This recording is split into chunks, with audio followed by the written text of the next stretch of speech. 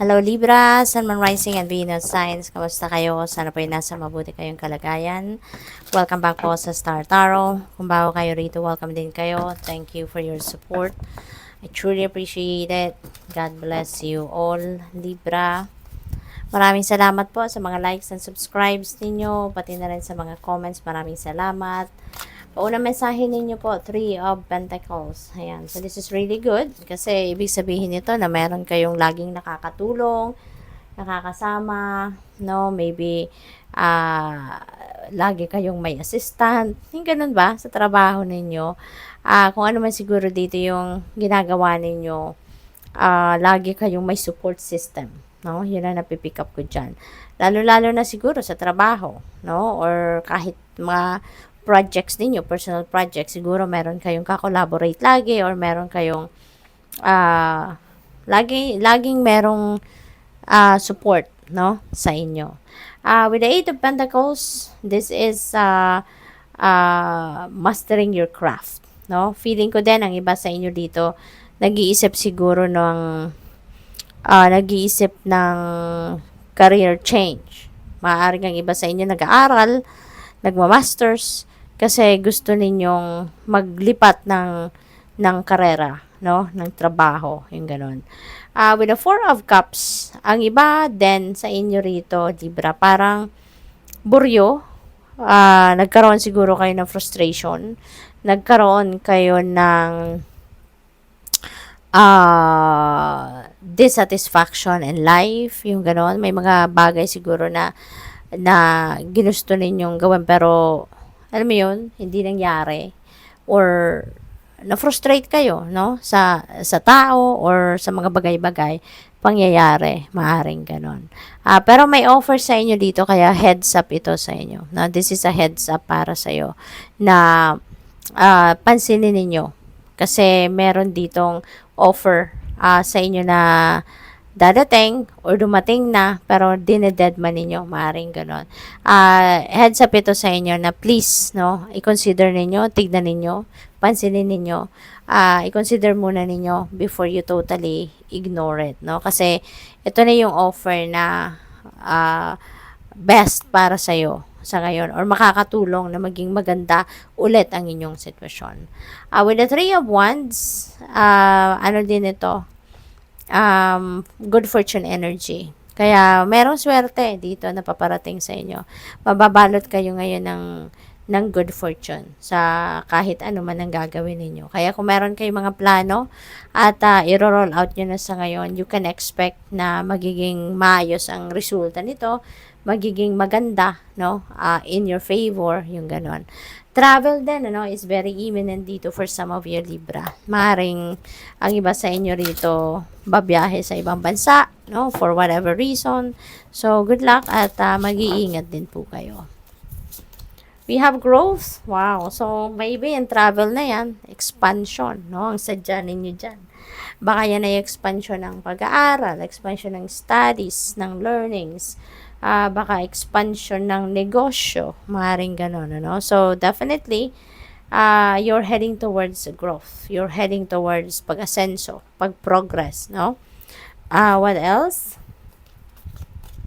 We have refuge. Ayan. So, siguro ang iba din sa inyo sa ngayon, ito din yung pinagkakaabalahan or ito din yung isa sa mga focus ninyo. You are finding your own refuge. Maaring ang iba sa inyo rito gustong mag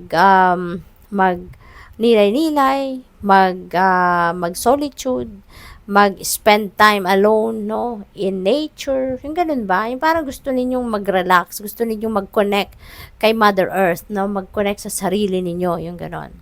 What else? We have freedom. Wow.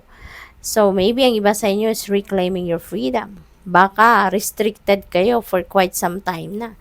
Maring merong, it's either tao, yung nag-restrict sa inyo, nagko-control sa inyo, or baka sitwasyon. Diba? Baka ganun. Pero ngayon, makakalaya ka na. Papalayain mo na yung sarili mo from that.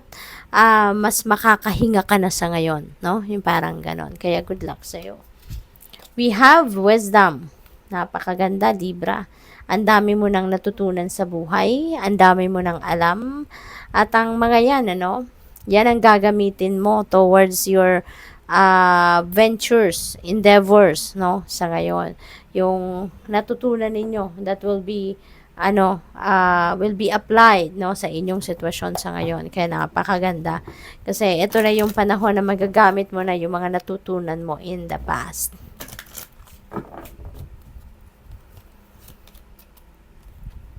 Rose quartz, open up your heart. Ayan. So, siguro ang iba sa inyo rito. This could be, kasi yung rose quartz, ginagamit natin ito para mag-attract ng love, yung ganon. So, this could be, pagdating sa love life, no? Ang iba siguro sa inyo rito, baka closed off yung puso ninyo, yung sarili ninyo sa pag-ibig, no? Baka, sa sobrang focus siguro ng iba sa inyo sa trabaho, sa career, pamilya, baka hindi nyo na nabibigyan ng pagkakataon yung sarili ninyo na magka-love life, 'di ba? So, pwedeng gano'n ang ganap dyan. Or pwede rin na ang iba sa inyo nagkaroon ng hindi magandang sitwasyon sa inyong relationship in the past, nag-fail siguro ang relationship, kaya baka nadala. Kaya naging closed off na kayo para sa pagmamahal, para sa pag-ibig, 'di ba? Parang sinaran niyo na yung puso ninyo para sa pag-ibig. So, pwedeng gano'n ang ganap. Kaya ito, this is an advice para sa iyo, no? Open up your heart kasi masarap magmahal, 'di ba? Libra. So what else? We have red jasper. Ayan, take action. Okay? Hindi lang dapat na magplano ng magplano, kundi dapat yung plano, gagawan din natin ng action. Para mag-asenso tayo, para marating natin yung tagumpay, para mag-progress, no, ang kalagayan natin sa buhay, 'di ba?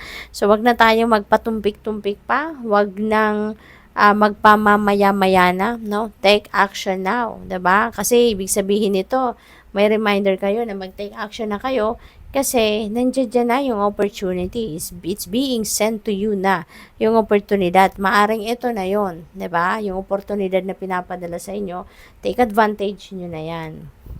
What else? We have rainbow obsidian, heal your heart. Wow, tapos open your heart, may heal your heart. So siguro ang iba sa inyo rito, nasasaktan pa rin, no? Libra, baka ang iba sa inyo nanggagaling talaga sa heartache, sa heartbreak, even if matagal na to, siguro hindi pa rin ninyo na overcome totally, no? 100% yung pain. Kaya ito yung advice sa inyo sa ngayon. It's about time na to heal your heart para nang sa gayon, maging masaya na kayong muli, no? Makapagsimula na kayo ng bagong buhay o na clean slate, no? What else? We have a pink opal. Be kind to yourself, Libra. Masyado siguro kayong stricto sa sarili ninyo. Masyado sigurong mataas yung bar na sinet ninyo for yourself, to the extent na nai-stress na kayo ng todo-todo, no? Kaya kasi pinipilit ninyo siguro na ma-accomplish ang mga sinet ninyong